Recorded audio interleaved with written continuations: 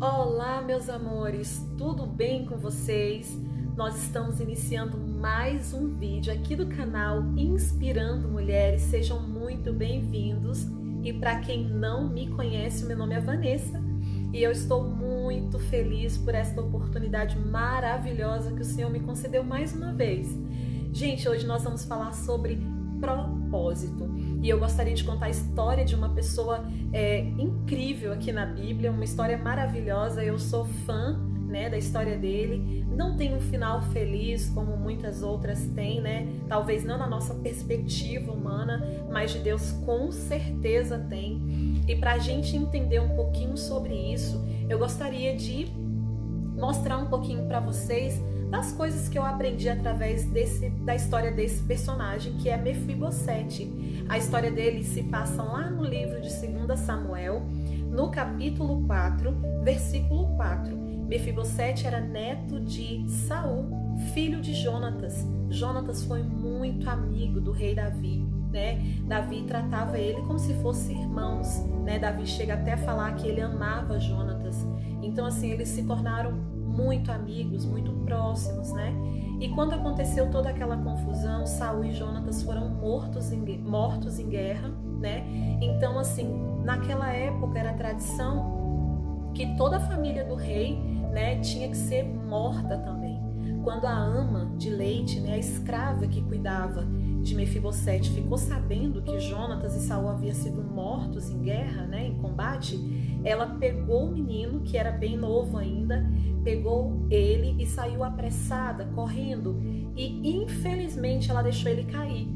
A Bíblia relata que nessa fuga para salvar ele e ela também, ela deixou ele cair. Nisso que Mefibosete cai, ele fica aleijado. A Bíblia diz que ele fica como se tivesse manco, E aí Mefibosete é levado para uma terra, e essa terra se chama Lodebar. Gente, só para vocês terem uma noção, Lodebar significa terra do nada, terra do esquecimento. E esse menino foi criado nesse lugar, Numa terra de pessoas simples, numa terra esquecida, sem todas as honras de um príncipe, porque Mefibosete seria assim, ele estaria na linha de sucessão, No caso, se a gente for analisar pela lógica, pelo correto, porque ele era filho de Jonatas, que seria rei por direito por ser filho de Saul, E Mefibosete, filho de Jonatas. Então, assim, ele era um príncipe, Considerado um príncipe. Porém, o Senhor escolheu Davi para ser o rei de Israel. Davi se tornou rei.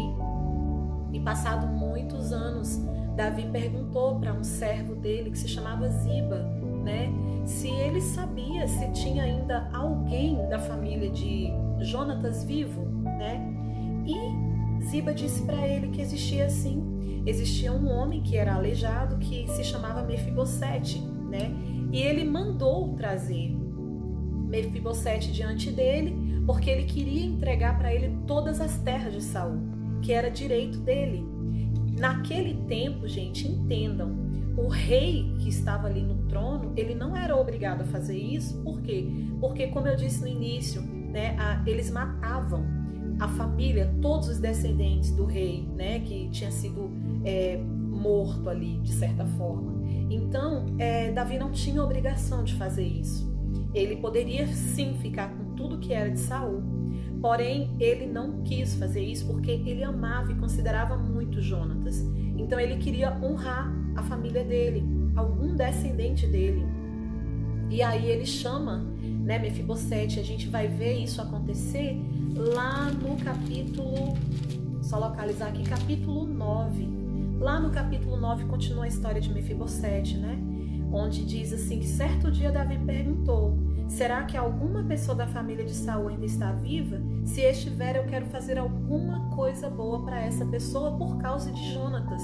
Ou seja, a consideração tão grande que ele tinha por esse amigo, E aí Ziba manda trazer Mefibosete. Quando Mefibosete se coloca diante de Davi, olha a resposta dele, foi uma das coisas que mais me chamou a atenção, gente. Quando Mefibosete chega diante do rei, ele se curva, porque era normal isso acontecer. Era reverência, Estava diante de um rei, então você precisava ter respeito. E aí ele se curva. Davi antes fala para ele que iria honrá-lo, né, que queria que ele comesse todos os dias com ele, né, lá na mesa real, né, e aí Mefibosete se curva e responde: eu não valho mais do que um cachorro morto.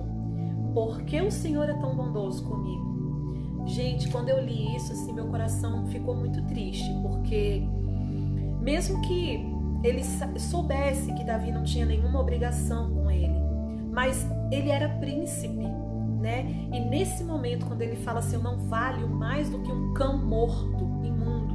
Gente, naquela época, um cachorro morto era como se fosse um lixo, um cachorro, um lixo, não prestasse, né? Então, quando ele se coloca como um cão morto, né? Ele está se colocando como um lixo, como nada. Eu não sirvo para nada, eu não valho nada. Quem sou eu para que eu coma na tua mesa, né? Então este homem, ele foi criado numa terra distante, uma terra esquecida, uma terra que não produzia nada praticamente, né? Uma terra de escravidão. E ele perdeu totalmente a identidade dele. Eu imagino que pelo fato de crescer, já nem conseguindo andar perfeitamente, né, como as outras pessoas, ter saído da terra dele fugindo, né, tão pequenininho, porque a palavra do Senhor diz que ele tinha apenas 5 anos quando ele saiu de lá. E aí tudo aquilo que se passou com ele, ele foi criado como escravo ali, só que ele era um príncipe, né, numa terra ruim, foi criado como escravo, e aí ele ainda tinha aquelas limitações físicas. Então vocês imaginam o emocional desse ser humano, como que essa pessoa viveu ali, né? E aí ele se coloca diante dele e fala isso, né? Como assim eu não valho nada? Quem sou eu para que o Senhor faça isso por mim?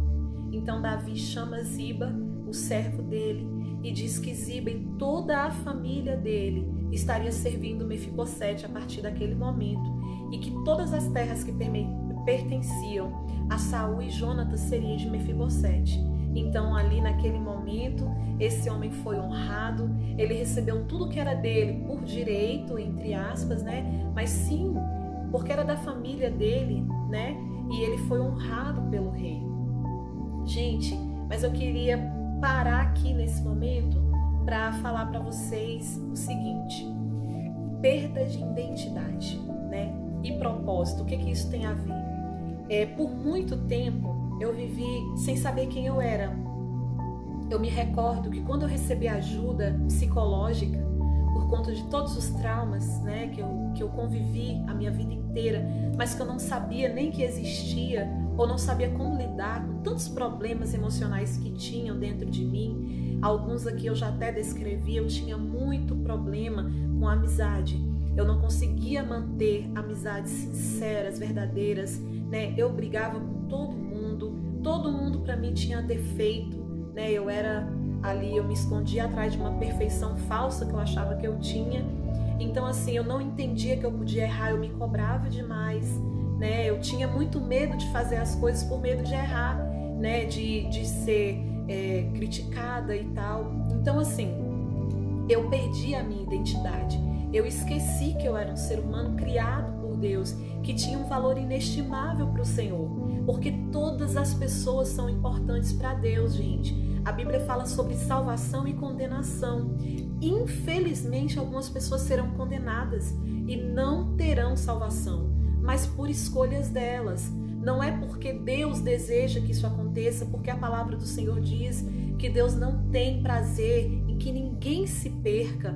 Deus não deseja isso. Deus quer salvar todas as pessoas, né? Então eu, nesse meu tempo de problemas emocionais, sem saber quem eu era, sem saber o porquê que eu estava ali, o que eu estava fazendo, se estava certo, se estava errado, enfim, eu mesma me detonava, me criticava. Quantas e quantas vezes eu fui para frente do espelho, olhei para mim e disse: você não é nada, você não vale nada, você não presta, você é horrível, você é feia, você é ridícula, né? Me autodepreciando, acabando comigo, né, ali. Então assim, quando você faz isso, você atira pedras no templo do Espírito Santo, porque você é templo do Espírito Santo. Tem alguém precioso, alguém muito importante, alguém divino que quer morar dentro de você.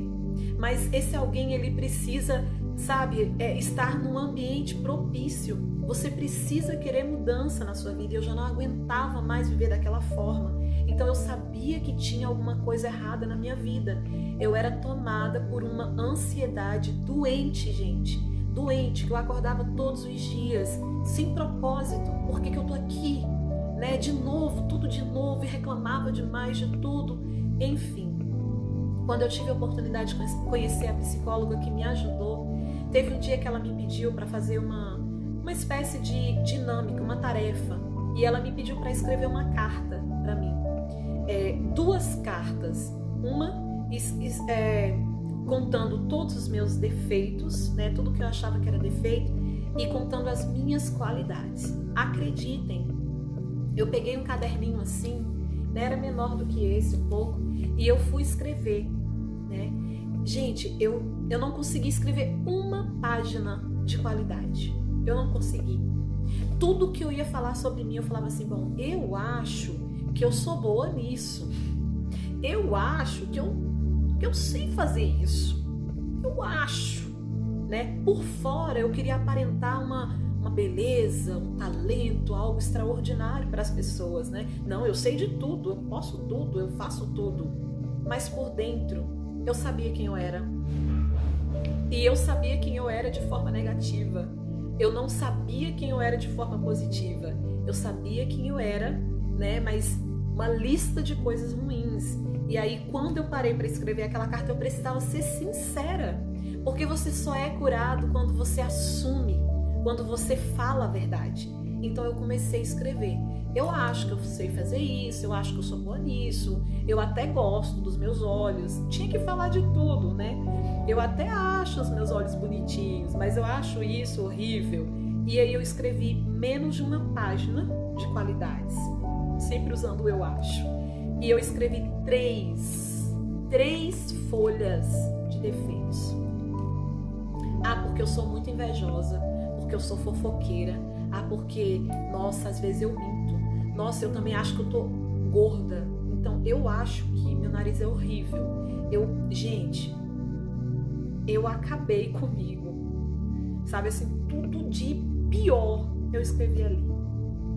E no outro dia, né, a minha psicóloga, ela tinha que ler a carta em voz alta, se eu quisesse, ou ela tinha que ler, mas ela não podia ler em voz alta se eu não autorizasse, só pra mim ela. E aí eu falei, não, pode ler. Quando ela começou a ler, ela começou a olhar as coisas boas que eu escrevi sobre mim, né? Ok, tudo bem. Quando ela foi pra parte das coisas negativas, dos defeitos, ela começou a chorar. Porque ela falou assim, gente, como que pode você ter essa visão tão, né, deturpada de você mesma, tão bagunçada? Essa não é quem você é. Vanessa, você precisa se ver. Eu tenho certeza que se a gente perguntar para as pessoas que te conhecem o que elas diriam de você, elas teriam coisas maravilhosas para falar sobre você. E olha como que você se olha, olha como você se vê. Isso não é de Deus. Deus nunca te daria uma visão dessa sobre você mesma. Você não é isso. Gente, ela ficou tão perplexa, essa é a palavra, assustada, que ela falou, não, isso aqui a psicologia não cura, só Deus, porque isso daqui é algo que tá aí dentro de você, que só Deus pode curar, né? E como eu disse para vocês, a psicologia realmente não tem poder para curar o ser humano. Ela ajuda a gente, ela ajuda você a entender o que tá errado ali dentro, mas quem cura, né, é o Espírito Santo, é Deus. Deus é quem nos cura dos nossos medos, das nossas inseguranças, das nossas ansiedades. E aí ela orou por mim com lágrimas, né? A gente orou e ali quando terminou aquela oração eu me senti revigorada, ok? E aí eu comecei a entender, né, a partir daquilo ali, que eu precisava saber quem eu era. E ela falou para mim, você perdeu totalmente a sua identidade. Você não sabe quem você é. E você precisa resgatar isso. E aí eu comecei a orar e pedir ajuda para o Senhor. E, gente, acreditem, eu consegui entender que eu não era tudo aquilo de ruim, mas eu ainda não tinha me encontrado 100%. E aí, né, quando foi o final desse ano agora, isso já tinha passado, gente, aí uns 3 anos e pouco, melhorou muito a minha vida espiritual, a minha vida com as pessoas, a minha vida pessoal, sim, mudou demais, mas eu ainda não tinha sido totalmente curada na minha identidade. Eu ainda não sabia o porquê que eu estava aqui.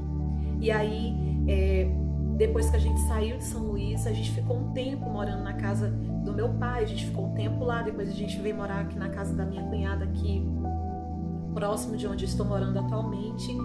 E naquele tempo eu me sentia assim, muito triste, muito fraca espiritualmente.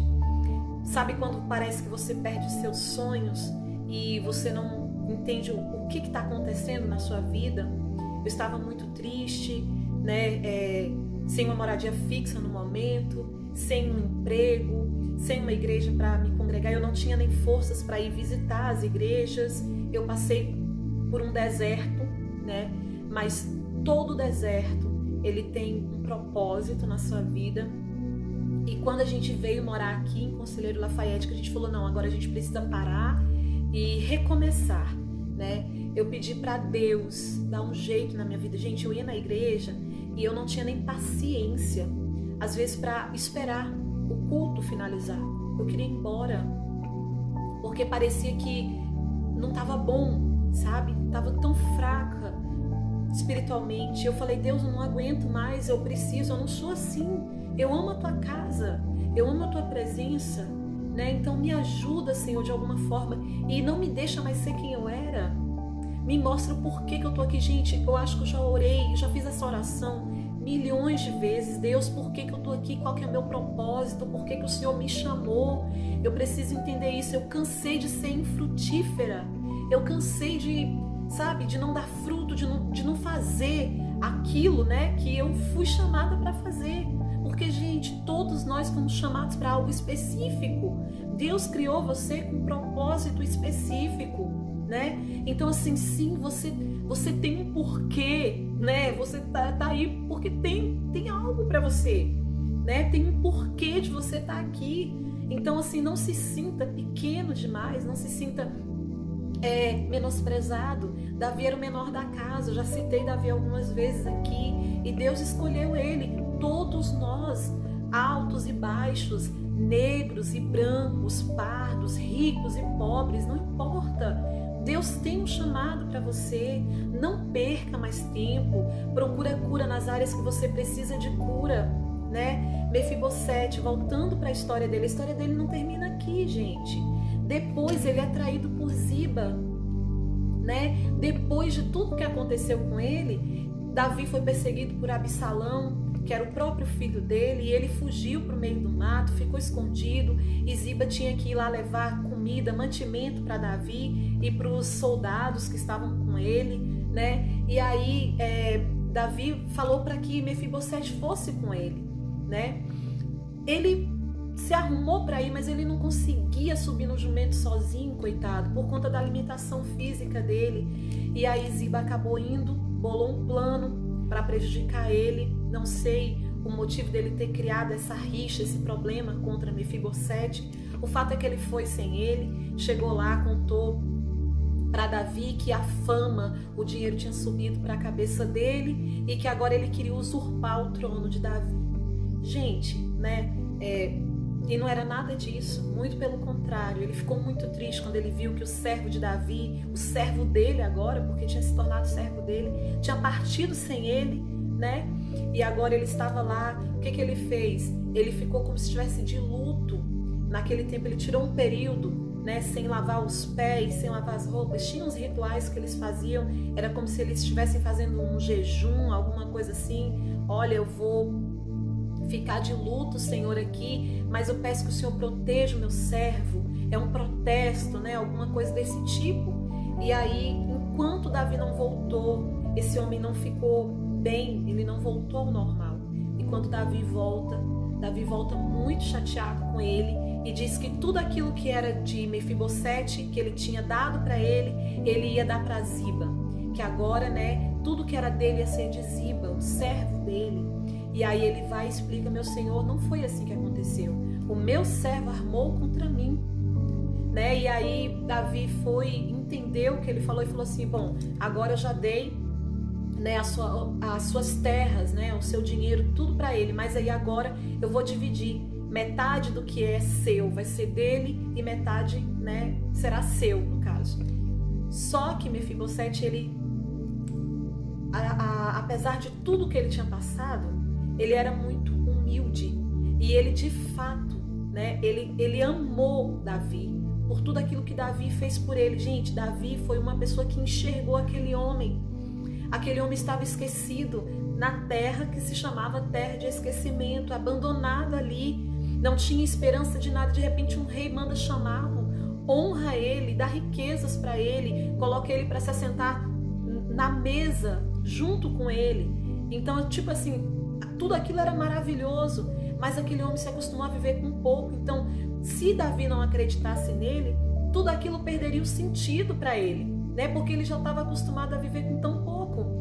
Então, quando Davi diz isso, então nós vamos dividir, metade é de um, metade é de outro. Ele diz: não, meu Senhor, a minha maior preocupação era contigo, não com bens, não precisa, pode dar tudo para ele. E a história de Mefibosete se encerra, né, com esse versículo: que Ziba fique com tudo, respondeu Mefibosete, para mim é suficiente que o Senhor tenha voltado em paz para casa. Gente, a história desse homem, muitas das vezes ela é usada, né, em pregações com tema de prosperidade, de dar a volta por cima, e realmente é uma história de superação. Mas eu vejo aqui alguém que, mesmo com tudo que passou, mesmo com todas as suas limitações, mesmo com todos os seus problemas emocionais, físicos, psicológicos, com tudo que ele passou, ele ainda teve a humildade, né, de falar isso para Davi. E de certa forma, gente, até de perdoar, porque ele poderia muito bem ter ficado muito irado com aquele homem, ter feito alguma coisa, mas ele não fez nada. Muito pelo contrário, fica com tudo que eu tenho, né? E eu não vejo isso como uma situação assim de orgulho, ai, uma raivinha, não, ele me fez mal, também não quero mais nada, fica com tudo, não, né? Eu vejo como alguém que não se importava de fato com coisas materiais, mas sabia que de alguma forma, né, tudo aquilo ali valeu a pena, né? Tudo aquilo ali que aconteceu na vida dele tinha um propósito maior, né, de Deus para ele. Deus tinha algo maravilhoso para ele, tanto que a história dele, gente, é citada aqui na Bíblia. Se não fosse algo importante, não teria nem vindo aqui para esse livro maravilhoso, porque eu acredito que aconteceram tantas outras coisas que não foram registradas aqui, mas Deus fez questão de que histórias específicas viessem para a Bíblia, que alguém escrevesse, para que hoje eu e você pudéssemos tirar lições maravilhosas delas. Então, eu aprendo muito com a história de Mefibosete, né? Ser grato, porque quando ele faz isso, ele está mostrando uma gratidão a Davi imensa, uma lealdade, né? Ele ficou mal por causa dele, porque o interesse dele era que aquele homem voltasse bem para casa com vida, né? E foi isso que aconteceu. Então, glória a Deus. Então, assim, eu não sei a sua situação hoje, eu não sei o que você tem passado, né? O fato é que você precisa entender, por mais triste que seja a sua história, por mais difícil que tenha sido para você, você não está sozinho, né? Deus está com você, né? E talvez você esteja numa terra parecida com Lodebar, esquecida, abandonado. Talvez você foi abandonado até pelos teus pais, né? Pela tua mãe, ou pelo teu pai, ou por um irmão, ou foi rejeitado. Mas saiba, Deus, Ele te criou com um propósito específico. Talvez a tua história não termine com um final feliz como a de Mefibosete, mas tem um propósito. Não foi em vão, não é por acaso, sabe? Talvez outras pessoas vão ver a sua história, ver aquilo que você passou e vão ter resposta para suas vidas, vão ter mais fé, sabe? Não vão desistir. Então fica firme. E quer uma dica? Quando eu estava falando sobre esse tempo que eu vim morar aqui no final do ano passado, e eu pedi para Deus ajuda, o Senhor me mandou um livro né, digamos assim, o Senhor me mostrou um livro. Esse livro se chama Uma Vida com Propósitos, de um autor que se chama Rick Warren. Eu sei que no inglês a pronúncia é melhor, gente, mas é assim, tá escrito Rick Warren. Vou ver se eu deixo aí embaixo na descrição do vídeo o nome direitinho para vocês, tá bom? Esse livro é muito fácil de ser encontrado em vários aplicativos aí, em vários sites, né? Então assim, não é difícil para vocês encontrarem. Na internet vocês também conseguem baixar em PDF. Esse livro me ajudou muito, gente. Esse livro foi uma porta aberta de Deus na minha vida, sabe? E foi assim, uma das coisas que me deu força para entender a minha identidade, né? E para mim gravar esses vídeos aqui e postar para vocês, de perder o medo, sabe? De perder a vergonha. Tá tudo bem, a gente erra mesmo, então eu vou fazer, né? E hoje eu tô aqui conversando com vocês e eu me sinto feliz por isso e realizada também, porque eu sei que eu estou caminhando dentro daquilo que o Senhor me chamou para fazer, sabe? Que é falar dele para as pessoas. Eu tenho muito prazer em fazer isso. Isso é o meu chamado. Então, leia esse livro. Se você tiver dúvida, se você quiser uma ajuda nessa área da sua vida, eu te dou esse conselho, leia esse livro. Ele vai te ajudar muito. Ele explica que você tem 5 propósitos principais aqui na Terra e ele vai te ajudar a como realizar esse seu propósito, como cumprir o seu chamado aqui na Terra, né, de uma forma madura, de uma forma espiritual, da forma que agrada a Deus. Então, meus amores, esse foi o vídeo de hoje, né? Eu espero que de alguma forma ele contribua aí para o seu crescimento espiritual. Você tem um propósito, sim. Você é importante, sim. Se alguém em algum momento dizer para você que você não é nada, né? Que você é de Lodebar, saiba que você não é, tá bom? Você é uma princesa e um príncipe do Senhor, porque isso era que Mefibosete era. Ele era um príncipe e um rei, talvez um rei, gente, porque ele estaria na linha assim de sucessão de Saul, né? Ele estaria lá para ser rei. Ele era da realeza e ele tinha perdido essa identidade por conta dos sofrimentos. Então entenda, você é precioso, você é preciosa, você é muito importante, sabe? É aí onde você tá, que muitas vezes, né, o Senhor quer atuar, quer operar através da sua vida. É num lugar pequeno mesmo, num lugar simples mesmo. Gente, vocês sabiam que os momentos que Deus mais fala comigo é quando eu estou cozinhando para minha família, é quando eu estou com a vassoura na mão, sabe, limpando a minha casa, é quando eu estou cuidando, né, aqui das minhas coisas. Às vezes é assim mesmo, gente, é na simplicidade. Não precisa de coisas grandiosas, de alarme, sabe? Não precisa nem todo mundo ver. É pequeno, é simples, mas é do jeito de Deus, tá bom? Um beijo, que Deus abençoe a sua vida. Tudo de bom para você e até o próximo vídeo.